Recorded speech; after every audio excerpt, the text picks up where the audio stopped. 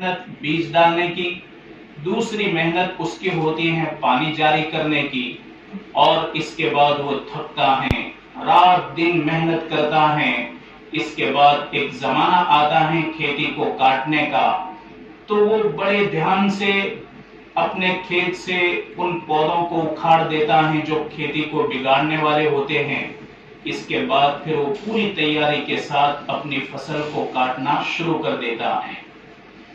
اسی طرح رجب کا مہینہ بیج ڈالنے کا ہے، شعبان کے مہینے میں پانی پلایا جاتا ہے، اور رمضان کے اندر ایک ایمان والا اور ایک ایمان والی عورت اپنی کھیتی کو کاٹتے ہیں۔ اللہ نے ہماری تقدیر کے اندر اس مہینے کو لکھا، آنے والے رمضان المبارک کے مہینے کو لکھا۔ ہو سکتا ہے کہ ہماری زندگی میں آئندہ پھر یہ مہینہ نصیب ہو کہ نہ ہو۔ نبی کریم صلی اللہ علیہ وسلم کے حق میں حضرت عائشہ رضی اللہ تعالی عنہا فرماتی ہیں کہ ایک مہینہ مکمل روزے تو آپ نے رمضان کے علاوہ کسی مہینے کے نہیں رکھے، لیکن شعبان کے اندر آپ کثرت سے روزے رکھا کرتے تھے۔ صحابہ اکرام نے پوچھا، یا رسول اللہ صلی اللہ علیہ وسلم، آپ اس مہینے میں زیادہ روزے کیوں رکھتے ہیں؟ آپ نے فرمایا کہ لوگ اس مہینے کے اندر غافل ہوتے ہیں، یہ مہینہ رجب اور رمضان کے بیچ میں ہے، لوگ اس میں بڑی غفلت کرتے ہیں۔ میں چاہتا ہوں کہ اس مہینے میں میرے اعمال اللہ کے حضور میں اس حال میں جائے کہ میں روزے دار ہوں۔ حضرت عائشہ رضی اللہ تعالی عنہ فرماتی ہیں کہ اعمال کو بڑھا دیتے تھے اور آپ روزوں کی کثرت فرماتے۔ حضرت عائشہ فرماتی ہیں کہ آپ صحابہ اکرام کو اس مہینے کے چاند کا اہتمام کرنا بھی سکھاتے تھے کہ اس مہینے کے چاند کو دیکھو اور اس کا اہتمام کرو، تاکہ آنے والا عظیم مہینہ جو مبارک مہینہ ہے اس کو تم پا سکو اور اس کے وقت پر شروع کر سکو۔ اللہ تبارک و تعالی ہم قرآن میں پڑھتے ہیں، ان اللہ غفور الرحیم واللہ غفور الرحیم، اللہ مغفرت کرنے والا، رحم کرنے والا ہے۔ اللہ تبارک و تعالی سب سے زیادہ مغفرت کا معاملہ اس مہینے میں اور رمضان المبارک کے اندر فرماتے ہیں۔ آپ نے فرمایا ایک موقع پر جب آپ کے پاس چند قیدی آئے، ان قیدیوں کے اندر ایک عورت تھی، اس عورت کو زیادہ دودھ آ رہا تھا، اس عورت کے ساتھ اپنا بچہ نہیں تھا، یہ عورت دودھ کی کثرت کی وجہ سے بے چین تھی۔ جہاں کہیں بھی کسی کا بھی بچہ اس کے ہاتھ میں آتا، اپنے پیٹ سے چپکا دیتی اور اس کو دودھ پلانے کے لیے اپنے سینے سے لگاتی۔ کئی بچوں کو اس طرح کیا۔ نبی کریم صلی اللہ علیہ وسلم نے صحابہ سے پوچھا کہ کیا یہ عورت اپنے بچے کو آگ میں ڈال سکتی ہے؟ صحابہ نے کہا ہرگز نہیں یا رسول اللہ۔ آپ نے فرمایا کہ تمہارا پروردگار اس ماں سے زیادہ کہیں زیادہ مہربان ہے۔ حضرت عبداللہ ابن عمر رضی اللہ تعالیٰ عنہ فرماتے ہیں کہ ایک مرتبہ ہم سفر سے واپس آ رہے تھے، اللہ کے نبی کا گزر چند لوگوں پر ہوا۔ کوئی قبیلہ تھا، یہ درختوں کے نیچے بیٹھا ہوا تھا۔ ایک عورت نے چولہا جلایا اور چولہے پر ہانڈی رکھی اور نیچے وہ برابر آگ جلا رہی تھی۔ اس کی گود میں ایک چھوٹا معصوم بچہ تھا۔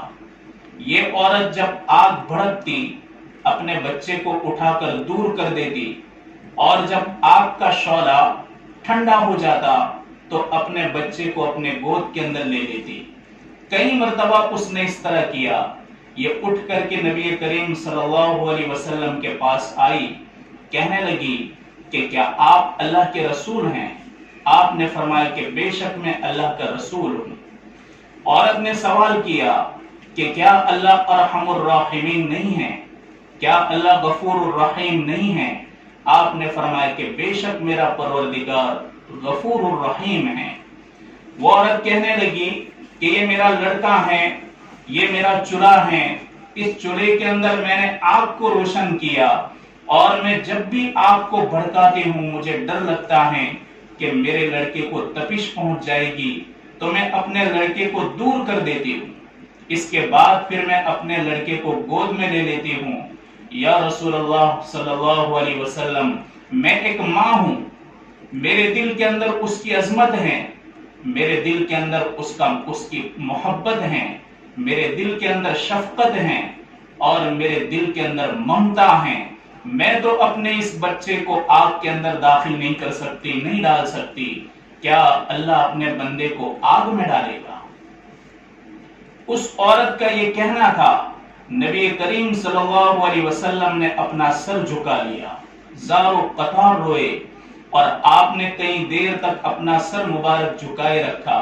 اس کے بعد پھر آپ نے سر اٹھایا، عورت کو کہا کہ بے شک اللہ اپنے بندے کو آگ میں داخل نہیں کرے گا، مگر جو سرکشی کرنے والا ہو، اللہ کے مقابلے میں جو بھی سرکشی کرنے والا ہوگا، میرا پروردگار اس کو سزا دے گا اور میرا پروردگار اسی کو جہنم کے اندر داخل کرے گا۔ یہ غفور الرحیم اللہ ہے۔ نبی کریم صلی اللہ علیہ وسلم نے فرمایا کہ یہ مہینہ رمضان کی تیاری کے لیے ہے۔ جیسے ہم ایک متعین روزے کو لے کر بیٹھ جاتے ہیں، 15ویں شعبان کا روزہ، رات کو جاگ لیا، اس کے بعد پھر صبح کو روزہ رکھ لیا، یہ کافی نہیں، یہ سنت نہیں ہے، بلکہ یہ پورا کا پورا مہینہ تیاری کے لیے ہے۔ ہم دیکھتے ہیں کہ ایک ماحول بنتا ہے، نئے کپڑے پہننا، غسل کرنا، اس کے بعد پھر مسجدوں کو رات کے وقت اتنا آباد کرنا، کوئی آ رہا ہے کوئی جا رہا ہے، ہوٹلوں کے اوپر لوگ بیٹھے ہوئے ہیں اور چوراہوں کے اوپر لوگ بیٹھے ہوئے ہیں، عورتوں کے بھی ہجوم کہ عورتیں پھر اپنی ماں کے گھر اپنے رشتہ داروں سے ملنا، اس طریقے سے ننھے منھے بچوں کو غسل کرا کے کپڑے پہنانا۔ رات کا وقت ہے، رات کا وقت، اسلام کے اندر یہ رات تہوار کی نہیں ہے، ہم تہوار بناتے ہیں، اور اسلام میں کوئی رات تہوار کے لیے اللہ نے رکھی ہی نہیں۔ اللہ نے تہوار اور عید کا دن رکھا، دن، رات کے وقت کو تہوار نہیں بنایا، دن کا وقت تہوار بنایا۔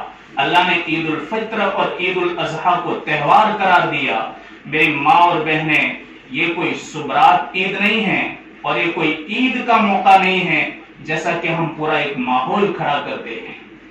کتنے نوجوان ایسے ہوتے ہیں پوری رات جاگتے ہیں اور جاگ کر کے ادھر ادھر گھومتے رہتے ہیں، ادھر ادھر بیٹھے رہتے ہیں، اور کتنے ایسے ہیں کہ فجر کی نماز کو غائب کر دیتے ہیں۔ یہ تہوار کے لیے رات نہیں، بلکہ یہ پورا کا پورا مہینہ رمضان کی تیاری کے لیے ہے، اور یہ روزہ رکھنا کوئی سنت نہیں ہے، اور اس طریقے سے رات کو جاگنا اور مسجدوں کو بھرنا یہ بھی سنت نہیں ہے، بلکہ ہم کو یہ پورا کا پورا مہینہ تیاری کے لیے لگانا ہے، تاکہ آئندہ آنے والا مہینہ پورے اہتمام کے ساتھ اور پورے اخلاص کے ساتھ اللہ تبارک و تعالیٰ کی ہم عبادت کریں اور ہم پورے مہینے کے اندر اللہ کو راضی کریں۔ نبی کریم صلی اللہ علیہ وسلم نے فرمایا کہ ان مبارک راتوں کے اندر چند لوگ ایسے ہیں کہ اللہ تبارک و تعالیٰ ان کی مغفرت نہیں کرتا، چاہے پھر یہ شعبان جیسا مہینہ ہو، لیلۃ القدر جیسی رات ہو، مبارک راتیں ہو، ان راتوں کے اندر بھی اللہ تعالیٰ ایسے لوگوں کی مغفرت نہیں کرتا۔ سب سے پہلے تو مشرک، شرک کرنے والا، اللہ کے ساتھ کسی کو شریک ٹھہرانے والا، ان اللہ لا یغفر ان یشرک، اللہ تبارک و تعالیٰ شرک کو معاف نہیں کرتا۔ مشرکین کے لیے ہم مغفرت کی دعا نہیں کر سکتے۔ ما کان للنبی والذین آمنوا ان یستغفروا للمشرکین ولو کانوا اولی قربی، شرک کرنے والوں کے لیے ہم استغفار نہیں کر سکتے، ان کے لیے ہم مغفرت کی دعا نہیں کر سکتے، ان کے لیے ہم ہدایت کی دعا کریں گے اور اللہ ان کو صحیح راہ دکھائے تو دعا کر سکتے ہیں، لیکن ان کے لیے استغفار نہیں کر سکتے۔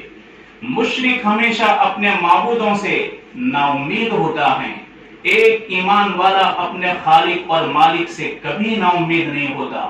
ایک ایمان والی بندی اپنے خالق اور مالک سے کبھی نا امید نہیں ہوتی، زندگیوں سے نا امید نہیں ہوتے، اور زندگیوں سے نا امید ہو کر کے کبھی بھی آتم ہتیایں نہیں کرتے۔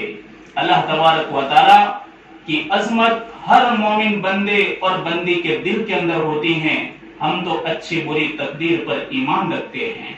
اللہ کا جو فیصلہ ہوتا ہے حکمت والا فیصلہ ہوتا ہے، ہم اللہ کی حکمت کو دیکھنے والے ہیں اور اللہ کی مصلحت کو دیکھنے والے ہیں۔ اللہ اپنے بندے اور بندی کے بارے میں جو کوئی فیصلہ کرتا ہے وہ ہمارے لیے بہتر ہی ہوتا ہے۔ ایک مشرک ہوتا ہے، وہ نا امید ہوتا ہے، اس کے شرک کی وجہ سے اس کی تقدیر میں نا امیدی ہوتی ہے۔ ایک مرتبہ حضرت شقیق بلخی رحمت اللہ علیہ بہت بڑے اللہ کے نیک برگزیدہ بندے ہیں۔ بلخ کے اندر قحط سالی ہوئی، اتنی قحط سالی ہوئی کہ لوگ اپنے جانور کھا گئے، لوگ کھیتیوں کو کھا گئے اور سبز درختوں کو کھا گئے، یہاں تک کہ لکڑیوں کو بھی کھا گئے، یہاں تک کہ جو جانور حرام ہیں ان حرام جانوروں کو بھی کھانے لگے۔ شقیق بلخی فرماتے ہیں کہ ایک مرتبہ میں راستے پر چل رہا تھا، میری نظر ایک غلام پر پڑی۔ میں کیا دیکھتا ہوں، اس غلام کو بڑا خوش و خرم اور وہ اکڑ کے چل رہا تھا، اور اس کے چہرے پر رتی برابر کوئی غم اور کوئی خوف نہیں تھا۔ لوگ تو بھوک کی وجہ سے بے چین تھے اور لوگ قحط سالی کی وجہ سے بے قرار تھے، لیکن یہ غلام ایسا چل رہا تھا کہ اس کے چہرے کے اوپر رتی برابر قحط سالی اور خشکی کے آثار نہیں تھے۔ میں نے اس کو پوچھا کہ لوگ پریشان ہیں تو خوش ہیں، اور لوگ بھوک کی وجہ سے بے چین ہو گئے، بھوک کی وجہ سے کمزور ہو گئے، ان کے چہرے پیلے پڑ گئے، اور تو خوش نظر آتا ہے، تیری تندرستی بھی بہت اچھی ہے۔ وہ کہنے لگا کہ مجھے کیا فکر، مجھے کیا غم، میرا ایک مالک ہے، میرا آقا، وہ میرا آقا ایسا ہے، اللہ نے اس کو بہت مال دیا ہے، اللہ نے اس کو دولت سے نوازا ہے، اور اتنا مالدار ہے کہ اس کے پاس غلہ ڈھیر ہے، ڈھیر غلہ ہے۔ وہ کبھی مجھ کو بھوکا نہیں رکھتا، وہ کبھی بھی مجھ کو بھوکا سونے نہیں دیتا، وہ ہمیشہ میرا خیال کرتا ہے، میں بھی اس کا خیال کرتا ہوں، اب وہ بھی خوش ہیں، میں بھی خوش۔ حضرت شقیق بلخی رحمت اللہ علیہ فرماتے ہیں کہ جب میں نے اس غلام کی یہ بات سنی تو میری زبان سے چیخ نکل گئی کہ میرے رب، غلام بھی مخلوق ہیں اور اس کا آقا بھی مخلوق ہے۔ غلام ہے وہ بھی محتاج، اس کا آقا بھی محتاج، دونوں محتاج ہیں، دونوں فقیر ہیں، لیکن ایک مخلوق دوسری مخلوق پر اتنا بھروسہ کر رہی ہیں کہ اپنے مالدار آقا کے اوپر اس کو اتنا یقین ہے کہ میرا مالدار آقا اپنے مال کی وجہ سے میری پوری خبر گیری کرتا رہے گا، مجھے بھوکا نہیں رکھے گا۔ اور اے میرے مالک اور خالق، تو ملک الملوک ہے، بادشاہوں کا بادشاہ ہے، تو خالق ہے، تو تؤتی الملک من تشاء وتنزع الملک ممن تشاء، جسے چاہتا ہے بادشاہی دیتا ہے، جس سے چاہتا ہے بادشاہی لے لیتا ہے، اور عزتیں تیرے قبضے قدرت میں ہیں، ذلت بھی تیرے قبضے قدرت میں ہے، بے شک تو ہر چیز پر قادر ہے۔ میرے خالق اور مالک، تو اتنا بڑا مالدار، اور تیرے خزانے لامحدود ہیں، تیرے غیب کے خزانے لامحدود، اور تیری قدرت کی بارش بھی لامحدود۔ میرے خالق اور مالک، ہم تجھ سے کس طریقے سے نا امید ہو سکتے ہیں؟ جب یہ غلام اپنے آقا سے نا امید نہیں ہوتا تو ہم مخلوق ہیں، تجھ خالق سے ہم کیسے نا امید ہو سکتے ہیں؟ میری ماں اور بہنیں، ہر ایمان والے کے دل کے اندر اللہ کی عظمت ہوتی ہے، اللہ کی کبریائی ہوتی ہے، اور اللہ کا احترام ہوتا ہے۔ اس امت کا کوئی بھی آدمی، اس امت کا کوئی بھی فرد ایسا نہیں جس کے دل کے اندر اپنے خالق اور اپنے مالک کا احترام نہ ہو۔ اس امت کا سب سے بڑا گنہگار، اس امت کا سب سے بڑا مجرم، اور اس امت کا سب سے بڑا پاپی اپنے گناہوں کے باوجود اپنے دل کے اندر اللہ تبارک و تعالیٰ کی کبریائی اور اس کی عزت اور اس کا احترام، اس کا اقرار کرتا ہے۔ جنید بغدادی فرماتے ہیں کہ میں نے اخلاص اور اللہ کا احترام ایک حجام سے سیکھا۔ فرماتے ہیں کہ ایک مرتبہ میں حجام کی دکان پہ گیا بال کٹوانے کے لیے۔ حجام کسی اور کے بال کاٹ رہا تھا، میں نے دیکھا کہ اس کی دکان کے اندر بھیڑ ہے، میں جا کر کھڑا رہا، لیکن میں نے چاہا کہ میرے بال اگر جلدی کاٹ دے تو میں مسجد جا سکتا ہوں اور جماعت کے ساتھ نماز پڑھ سکتا ہوں۔ اس نے حجام کو کیا، جنید بغدادی نے حجام کو کہا کہ اللہ کے لیے، اللہ کے واسطے آپ میرے بال کاٹ دیں گے؟ جیسے ہی اللہ کا نام اس حجام کے کان کے اندر پڑا، اس نے فوراً اپنا جو گراہک تھا جس کے وہ بال کاٹ رہا تھا، عزت اور احترام سے کرسی پر سے اٹھا دیا اور جنید بغدادی رحمت اللہ علیہ کو کرسی پر بٹھایا۔ بٹھا کر کے ان کی پگڑی اتاری، اس کے بعد ان کے سر میں بوسہ دیا، ان کے پیشانی پر بوسہ دیا، اس کے بعد پھر ان کے بال کاٹے۔ جب جنید بغدادی جانے لگے تو 1 درہم اس نے چاندی کا سکہ جنید بغدادی کو دیا، کہنے لگا کہ بزرگ آپ اپنی ضروریات میں اس کو استعمال کر دینا۔ کہا کہ بھائی مجھے مزدوری دینی ہے، آپ نے محنت کی ہے، آپ کو بدلہ دینا ہے۔ کہا کہ نہیں، میری طرف سے آپ کو یہ ہدیہ ہے، آپ اس درہم کو استعمال کر لینا۔ جنید بغدادی فرماتے ہیں کہ میرے دل کے اندر یہ بات آئی، اللہ تبارک و تعالیٰ جب کبھی بھی مجھ کو وسعت عطا کرے گا اور مال عطا کرے گا، سب سے پہلے میں اس کے احسان کا بدلہ چکا دوں گا۔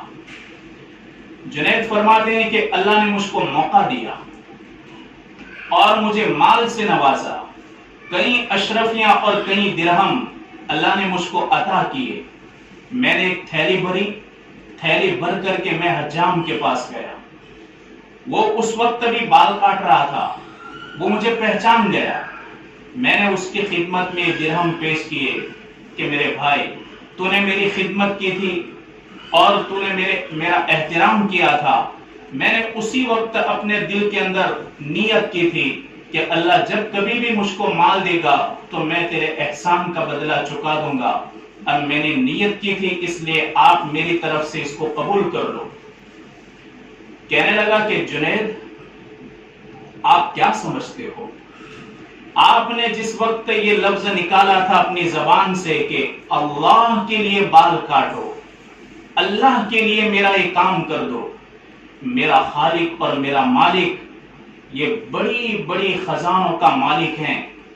آپ جس وقت کہہ رہے تھے کہ اللہ کے لیے بال کاٹو، اسی وقت میں نے بھی نیت کی تھی، میں نے اپنے رب کو حاضر ناظر سمجھ کر کہا کہ میرے رب تیرے نام سے بال کاٹتا ہوں، تیرے نام کی عظمت میرے دل میں ہے، تیرے نام کا احترام میرے دل میں ہے، اور میں تجھے راضی کرنے کے لیے تیرے اس بندے کی خدمت کر رہا ہوں۔ میرے رب میری اس خدمت کو قبول فرما۔ جنید جو کام اللہ کے لیے کیا ہو، اللہ کی رضا کے لیے کیا ہو، جنید اس کام کے اوپر درہم نہیں ہوتے، اس کام کے اوپر اس محنت کے اوپر پیسے نہیں لیے جاتے۔ جاؤ، آپ کی اشرفیاں اور آپ کے درہم آپ کو قربان ہیں، مبارک ہیں۔ میں نے میرے رب کے لیے کام کیا تھا، آپ صرف دعائیں کرو کہ اللہ میرے اس کام کو قبول کرے۔ میری ماں اور بہنیں، اس امت کا کوئی آدمی حقیر نہیں ہے، اس امت کا کوئی فرد اور کوئی بندہ اور کوئی بندی، چاہے گناہ کبیرہ کرنے والا ہو، چاہے گناہ کبیرہ کرنے والی ہو، لیکن اس کے دل کے اندر اللہ کی عظمت ہوتی ہے۔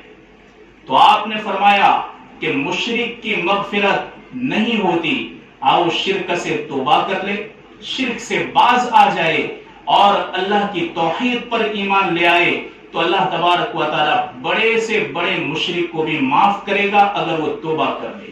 مشکات شریف کی روایت ہے، اللہ کے حبیب نے فرمایا کہ میرا رب کہتا ہے کہ میرا بندہ اگر پوری زمین کو بھر دے، اتنی بڑی زمین ہے، دنیا کتنی بڑی ہے، اللہ نے کتنی بڑی دنیا بنائی، آپ نے فرمایا کہ میرا بندہ پوری زمین بھر کر کے گناہ کو لے کر آئے گا اور اس حال میں ملاقات کرے گا کہ اس نے اتنے گناہ کیے ہوں گے کہ پوری زمین بھر جائے، لیکن شرط اس نے میرے ساتھ کسی کو شریک نہ ٹھہرایا ہو۔ تو اگر میری چاہت ہوئی تو میں زمین بھر کر کے اس کو مغفرت عطا کروں گا۔ وہ لے کر آیا ہے زمین بھر کر کے گناہ، لیکن میری مشیت ہوئی تو میں اس کو زمین بھر کر کے مغفرت سے نوازوں گا۔ یہ اللہ تبارک و تعالی ہے۔ پھر آپ نے فرمایا دوسرے نمبر پر کس کی مغفرت نہیں ہوتی؟ مشاحن۔ مشاحن کس کو کہتے ہیں؟ اپنے دل کے اندر کینہ کپٹ رکھنے والا، بغض اور عداوت رکھنے والا، حسد رکھنے والا، اور کسی مسلمان کے نقصان پر خوش ہونے والا، اور ہمیشہ کسی مسلمان کی نقصان کا انتظار کرنے والا کہ یہ کسی نقصان میں پڑ جائے اور یہ کسی ٹینشن میں آ جائے اور اس کا ہنسنا بند ہو جائے، اس کے چہرے کی خوشیاں ختم ہو جائے، اس کو کہتے ہیں مشاحن۔ مشاحن کی مغفرت اللہ نہیں کرتا۔ ایک ایمان والا دوسرے کے لیے رحمت ہوتا ہے، ایمان والا دوسرے کے لیے زحمت نہیں ہوتا۔ آپ نے فرمایا کہ مشاحن لیلۃ القدر کے اندر بھی اللہ اس کی مغفرت نہیں کرتا، اور مبارک راتوں کے اندر بھی، اس مبارک مہینے کے اندر بھی، شب برات کے اندر بھی اللہ اس کی مغفرت نہیں کرتا۔ مرزا مظہر جانے جانا رحمت اللہ علیہ بہت بڑے اللہ کے ولی گزرے ہیں۔ حضرت شاہ ولی اللہ محدث دہلوی رحمت اللہ علیہ ان کے بارے میں لکھتے ہیں کہ میں نے ایسا روحانی مرد اپنی نظر میں دنیا کے اندر نہیں دیکھا۔ اتنا بڑا آدمی اتنے بڑے آدمی کی گواہی دے رہا ہے، اتنا بڑا محدث اتنے بڑے محدث کے حق میں گواہی دے رہا ہے کہ یہ ایسا روحانی رجل ہیں اور ایسا روحانی مرد ہیں کہ اس جیسا آدمی دنیا میں نظر نہیں آتا۔ یہ جہاں رہتے تھے وہیں ان کے گھر کے سامنے ہی انہوں نے ایک مسجد بنائی تھی، اپنے ہی پیسوں سے بنائی تھی۔ 5 وقت کی نماز اسی مسجد کے اندر پڑھنے جاتے تھے۔ صرف جمعہ کی نماز پڑھنے کے لیے دہلی کی جامع مسجد کے اندر تشریف لے جاتے۔ جب یہ مسجد کے اندر داخل ہوتے تو اپنے چہرے کو کپڑے سے ڈھانپ دیتے تھے۔ لوگ آپ کے دیوانے تھے، لوگ آپ کے دیدار اور آپ کی زیارت کے لیے پاگل ہوتے تھے اور آپ کے انتظار میں کئی گھنٹوں تک بیٹھے رہتے تھے۔ مسجد کے باہر لمبی قطار لگتی تھی اور جامع مسجد میں آپ کو دیکھنے کے لیے لوگ دور دور سے جمعہ کی نماز پڑھنے کے لیے آتے تھے کہ جمعہ کی نماز ہوگی اور حضرت مرزا صاحب رحمت اللہ علیہ ان کی زیارت نصیب ہوگی۔ لیکن یہ تو اپنے چہرے پر کپڑا ڈالتے۔ ان کے خادم نے کہا کہ حضرت، لوگ آپ کو دیکھنے کے لیے دور دور سے آتے ہیں، آپ کی زیارت کے لیے دور دور سے آتے ہیں، اور آپ اپنے چہرے کو چھپا لیتے ہیں۔ کم سے کم اپنے چہرے سے رومال تو ہٹا دو۔ آپ ملاقات نہ کریں گے، صرف آپ کا دیدار تو لوگ کریں گے۔ ایک بار کہا، 2 بار کہا، 3 بار کہا۔ ایک مرتبہ جب حضرت کو اس نے کئی بار کہا تو آپ نے اپنا رومال اتارا اور اس خادم کے چہرے پر ڈال دیا، اس کے سر پر۔ جیسے ہی سر پر ڈالا، آپ مسجد کے اندر ہیں، دہلی کی جامع مسجد آج بھی ایک بڑی شان نظر آتی ہے دہلی کی جامع مسجد کی۔ اسی دہلی کی جامع مسجد کے اندر آپ بھی موجود ہیں، اور دہلی کی جامع مسجد کے اندر آپ کا مرید اور آپ کا خادم بھی موجود ہے۔ مسجد کھچا کھچ بھری ہوئی، بہت نمازی ہیں، کثرت سے ہیں۔ جیسے ہی آپ نے اس کے سر کے اوپر رومال ڈالا، وہ فوراً بے ہوش ہو گیا۔ لوگ دوڑے آئے، اس کو کوئی پانی پلا رہا ہے، کوئی اس کی انگلی دبا رہا ہے، کوئی اس کے چہرے پر پانی ڈال رہا ہے، کسی طرح اس کو ہوش میں لائے۔ وہ ہر ایک کو دیکھنے لگا کہ یہاں مسجد کے اندر جانور تھے، وہ کہاں چلے گئے۔ لوگ کہنے لگے شاید کہ اس کا سر ہے وہ معوف ہو گیا اور اس کی عقل ہے وہ مغلوب ہو گئی، ختم ہو گئی۔ وہ پاگلوں کی طرف بک رہا تھا. لوگوں نے پوچھا تجھے کیا ہوا؟ کہا کہ یار جیسے ہی حضرت نے میرے سر کے اوپر رومال ڈالا تو مسجد کے اندر صرف 3 انسان نظر آئے، باقی سب کے سب مجھے جانور نظر آئے.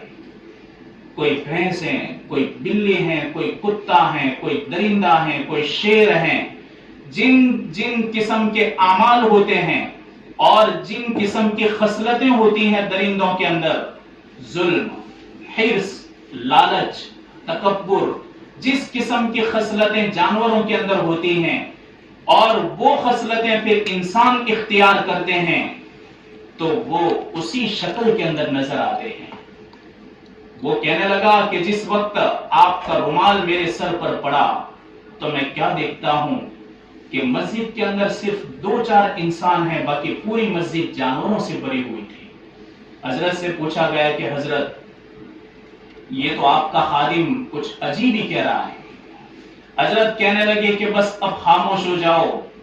میں اس لیے اپنے چہرے پر رومال ڈالتا ہوں کہ میں جب مسجد میں آتا ہوں تو کوئی بیل ملتا ہے، کوئی کتا مجھے ملتا ہے، کوئی شیر مجھے ملتا ہے، کوئی خنزیر ملتا ہے، کوئی لومڑی اور بھیڑیا کی شکل میں مجھے ملتا ہے. اس طریقے سے لوگ مجھ کو نظر آتے ہیں. میں نہیں چاہتا کہ کسی مسلمان کے عیب پر مطلع ہو جاؤں کہ یہ مسلمان یہ جانور دکھتا ہے تو اس کے اندر یہ برائی ہے، اس کے اندر یہ عیب ہے، اس کی یہ بری عادت اور بری خصلت ہے، اس وجہ سے وہ اس جانور کی شکل میں نظر آ رہا ہے. میں نہیں چاہتا کہ کسی کے عیب پر مطلع ہو جاؤں. یہ ہمارے اکابر ہیں، یہ ہمارے بزرگان دین ہیں کہ کسی بھی مومن مسلمان کے عیب پر مطلع نہیں ہونا چاہتے. حضرت امام ابو حنیفہ رحمۃ اللہ علیہ، آپ کو اللہ تبارک و تعالیٰ نے اتنا نور ایمانی عطا فرمایا تھا کہ آپ جب وضو فرماتے، پڑوس کے اندر کوئی وضو کرنے والا وضو کرتا آپ کے بازو میں، جب اس کے ہاتھ سے پانی ٹپکتا گرتا اور اس کے چہرے سے گرتا، وہ دن بھر جو کچھ گناہ کر کے آیا ہوتا وہ سارے گناہ اللہ کے حبیب نے فرمایا کہ اس کے جھڑ جاتے ہیں وضو کی برکت سے. حضرت امام ابو حنیفہ رحمۃ اللہ علیہ کو اللہ تعالیٰ نے اتنا صاف ایمان عطا فرمایا تھا اور اتنا صاف دل عطا فرمایا تھا کہ جڑتے ہوئے گناہوں کو دیکھ لیتے. آپ کیا فرماتے کہ میرے رب یہ دولت مجھے نہیں چاہیے، میں کسی مومن کے عیب پر مطلع ہونا نہیں چاہتا، کسی مومن کے گناہ پر مطلع ہونا نہیں چاہتا. میں چاہتا ہوں کہ کسی کا کوئی عیب میرے سامنے نہ آئے. آج ہم عیبوں کو تلاش کرنے کے لیے نکلتے ہیں اور اگر کسی کی خوبی ہو اس خوبی کو بھی ہم عیب بنا دیتے ہیں، بڑے سے بڑے عمل کو بھی عیب بنا کر لوگوں کے سامنے پیش کرتے ہیں. آپ نے فرمایا کہ جو بھی آدمی کسی مومن مسلمان کی عزت پر اپنا ہاتھ بڑھائے گا، اس کے مال کے لیے بری نیت کرے گا اور اس کو نقصان پہنچانے کے در پہ ہوگا، میرا پروردگار مبارک مہینوں کے اندر بھی ایسے مردوں اور ایسے عورتوں کی کبھی مغفرت نہیں کرے گا. ادیکھائی کرنا، حسد کرنا، یہ اتنا سنگین جرم ہے کہ آپ نے فرمایا کہ تمہارے بڑے سے بڑے اعمال یہ حسد پر ادیکھائی کھا جاتی ہے. کسی کا کاروبار چلا، اللہ نے اس کو ہنستا دکھایا تو اللہ کے حبیب نے تو تعلیم دی کہ جب تم کسی مسلمان کو خوش دیکھو تو کہو اضحک اللہ سنک، اللہ تعالیٰ تجھ کو ہمیشہ خوش رکھے، اللہ تجھے ہنستا ہی رکھے. کسی کی لڑکی کو دیکھو، اللہ نے مجھے سکھ عطا فرمایا، دعا دو کہ اللہ اس کے سکھ کو قائم دائم رکھے. ہم کبھی اس کی خواہش نہ کریں کہ یہ دکھوں کے اندر پلیں اور ان کی خوشیاں چلی جائیں اور یہ ماتم کریں اور نقصان کے اندر پڑ جائے. میری ماں اور بہنیں، ایمان والا دوسرے ایمان والے کے لیے، ایک ایمان والی عورت دوسری ایمان والی عورت کے لیے رحمت بنتی ہے، زحمت نہیں ہوتی اور ان کو نقصان پہنچانے والے نہیں بنتے. آپ نے فرمایا ایسے مشاہین کی مغفرت اللہ تعالیٰ نہ شب برات میں کرتا ہے نہ تو لیلۃ القدر میں اس کی مغفرت ہوتی ہے. ہاں وہ اس سے باز آ جائے، توبہ کر لے اور توبہ کر کے پھر کبھی اس گناہ کی طرف عود نہ کرے، نہ لوٹے، اللہ تعالیٰ توبہ کی برکت سے اس کے گناہ کو معاف کر دے گا۔ بنی اسرائیل کے بارے میں اللہ کے حبیب نے فرمایا، مشکات شریف کی روایت ہے، بنی اسرائیل میں ایک آدمی نے دوسرے آدمی کو زمین بیچی، سودا ہوا، اس نے زمین کی قیمت چکا دی، بعد میں اس نے زمین کو کھودا، اس زمین سے اللہ نے سونا نکالا، جب سونا نکلا کسی نے دفن کیا ہوگا تو گڑھے نکلے۔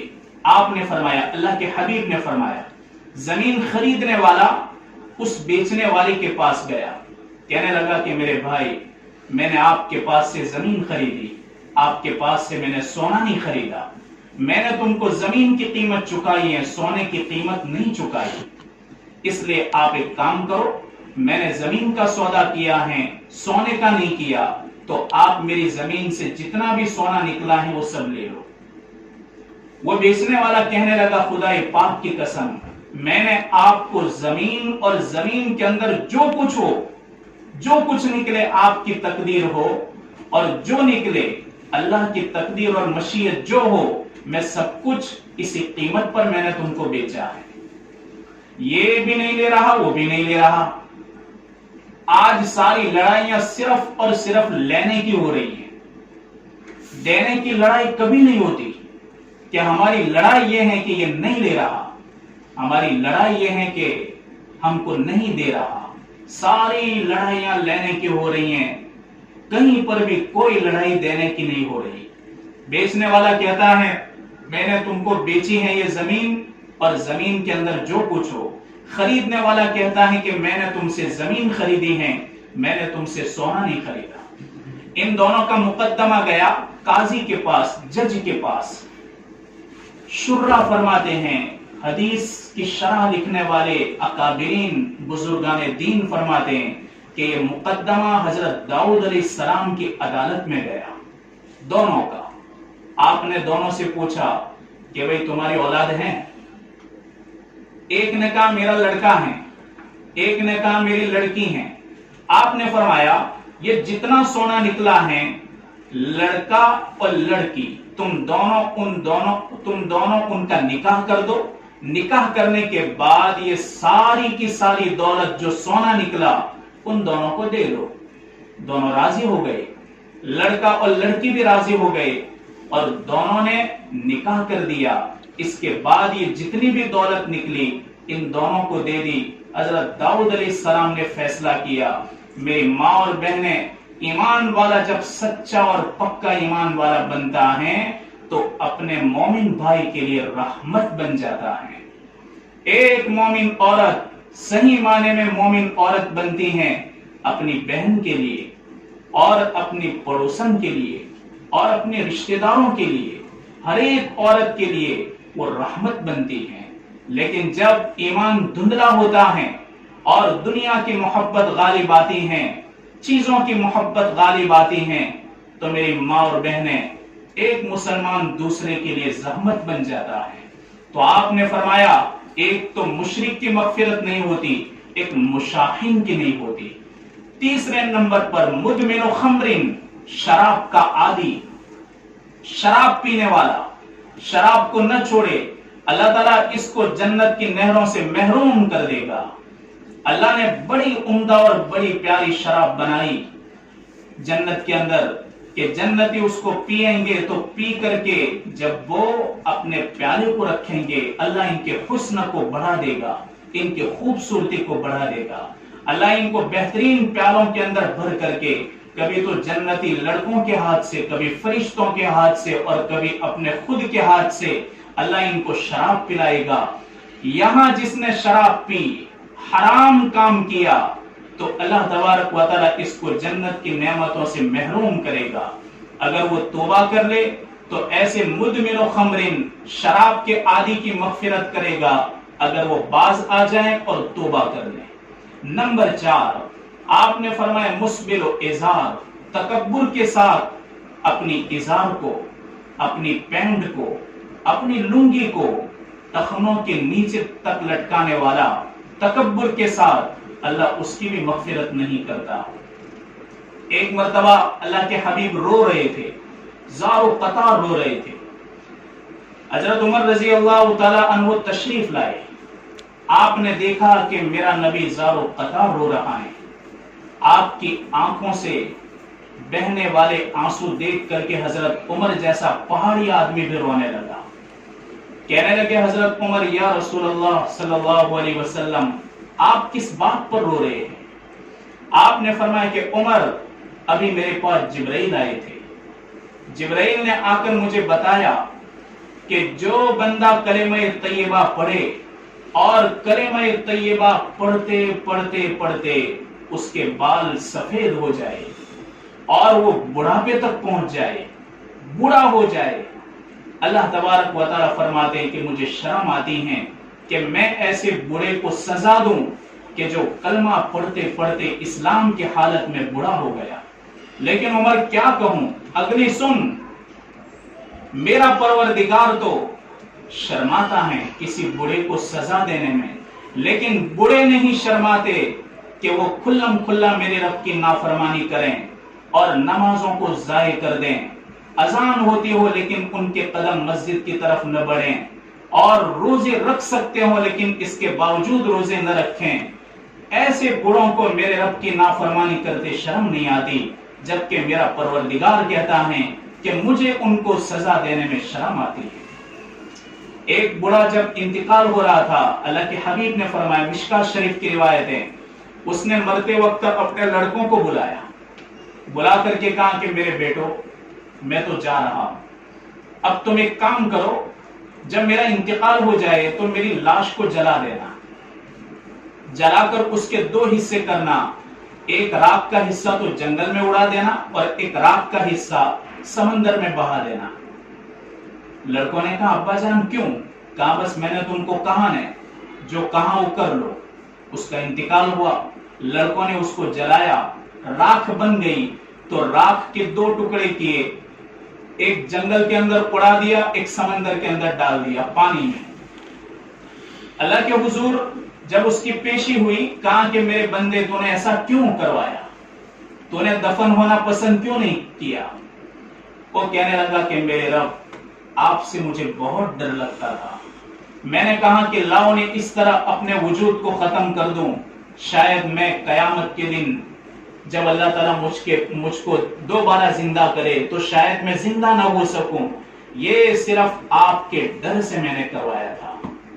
اللہ تعالیٰ نے فرمایا کہ میرے بندے تجھ کو اتنا ڈر تھا مجھ سے، میرے عذاب سے اتنا خوف تھا؟ کہاں، اللہ علام الغیوب ہے، اللہ دلوں کے احوال سے واقف ہیں. اللہ نے فرمایا کہ میرے بندے تو نے میری عظمت اور میری کبریائی اور میری طاقت اور میرے اقتدار اور میرے عذاب کا خوف کیا، تو چل میں نے تیرے حق میں جنت کا فیصلہ کیا. اللہ تبارک و تعالی ایسا بڑا جب ہاتھ اٹھاتا ہے، اللہ اس کی دعا کو رد نہیں کرتا.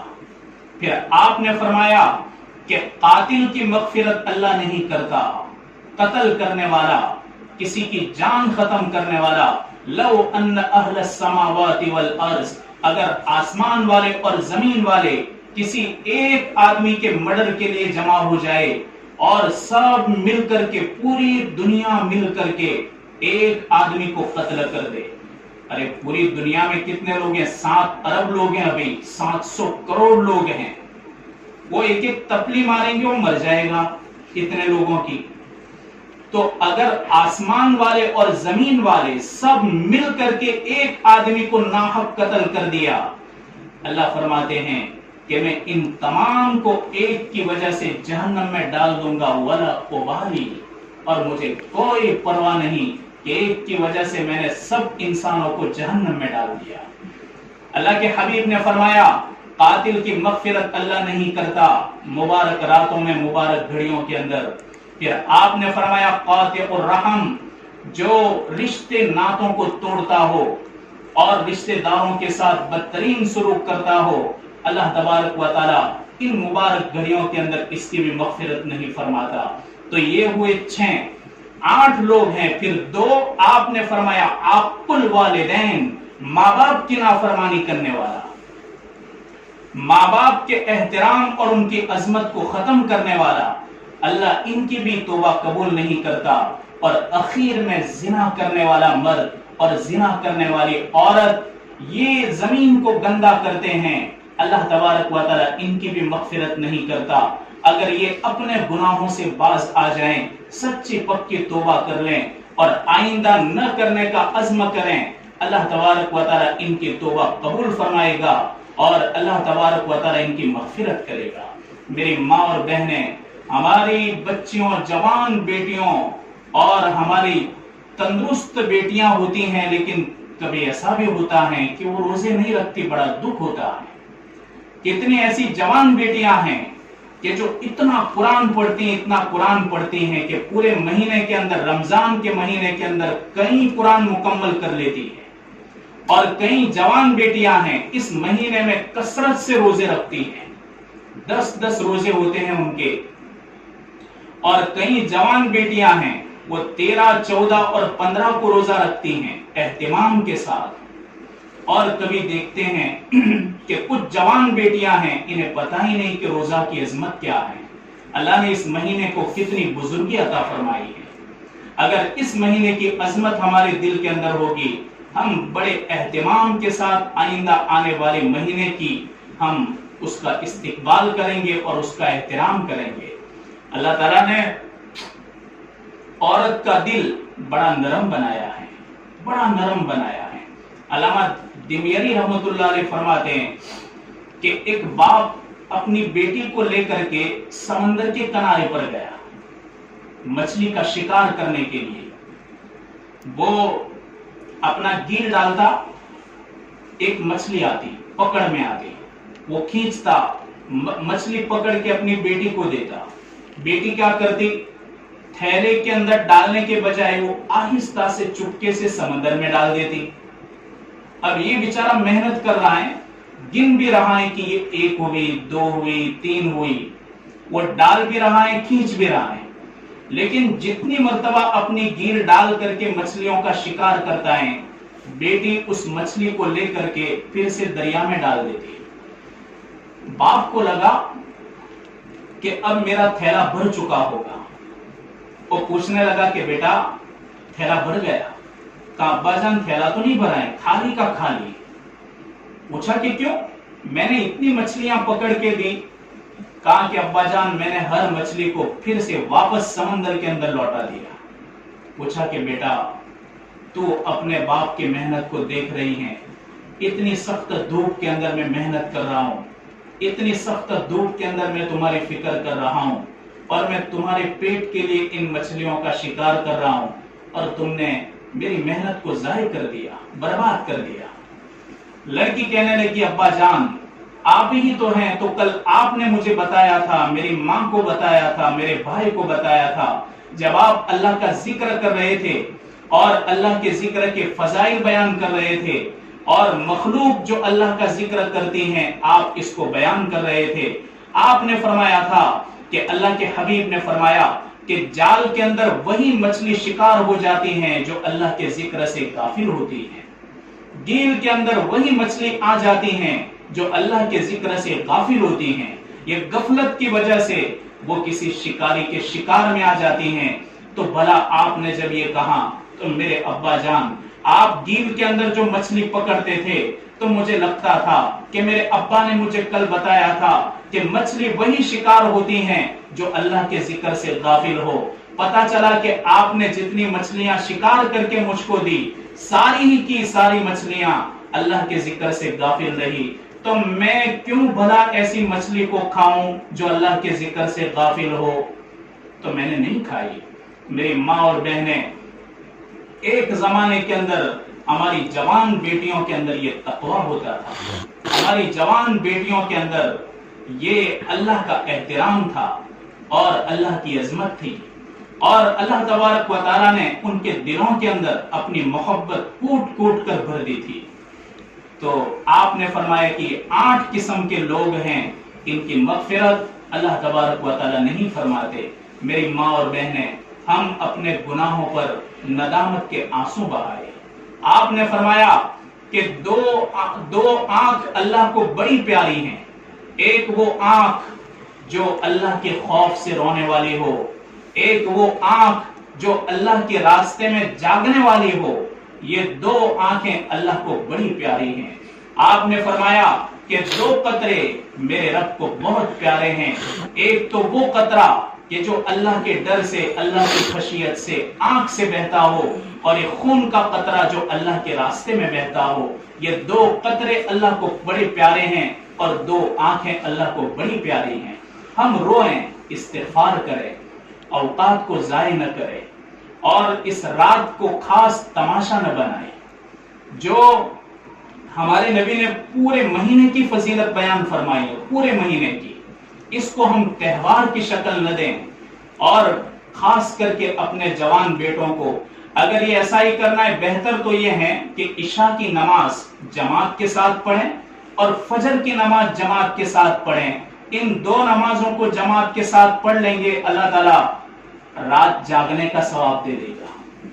جب یہ پھرتے رہیں اور مسجد کے باہر بیٹھے رہیں، راستوں اور چوراہوں پر بیٹھے رہیں، تو یہ تو شریعت کے اندر نہیں، یہ تو اللہ کے حبیب نے نہیں فرمایا ہے. اس لیے اس مہینے کے اندر آپ کثرت سے روزے رکھتے تھے اور گناہوں سے بہت احتیاط کریں. اللہ تبارک و تعالی ہمیں کہنے سننے سے زیادہ عمل کی توفیق عطا فرمائے اور سچی پکی توبہ کرنے کی ہمیں توفیق عطا فرمائے، اور آئندہ آنے والا جو عظمت والا مہینہ ہے اس کی قدردانی کرنے کی توفیق نصیب فرمائیں. اور اس سے پہلے اللہ کے حبیب نے فرمایا کہ جنت کو سال کے شروع ہی سے اللہ تعالیٰ خوشنما بناتا ہے، اور سال کے شروع ہی سے اللہ اس کو روشن کرتا ہے اور اللہ اس کی زینت کو بڑھاتا ہے رمضان کے لیے. تو ہم بھی اپنے ایسے گناہوں سے باز آ جائیں جس سے اللہ تبارک و تعالیٰ کی ناراضگی ہو اور اللہ تبارک و تعالیٰ غضب نازل کرتا ہو. ایسے ہم اعمال سے باز آئیں اور سچے پکے دل سے ہم توبہ کریں، استغفار کریں. اللہ تعالیٰ ہم کو اس مہینے کی جو بھی فضیلتیں اس سے مالا مال کرے گا، اور اللہ تبارک و تعالیٰ اس مہینے کے قدردانوں کے اندر ہمارا حشر فرمائے گا.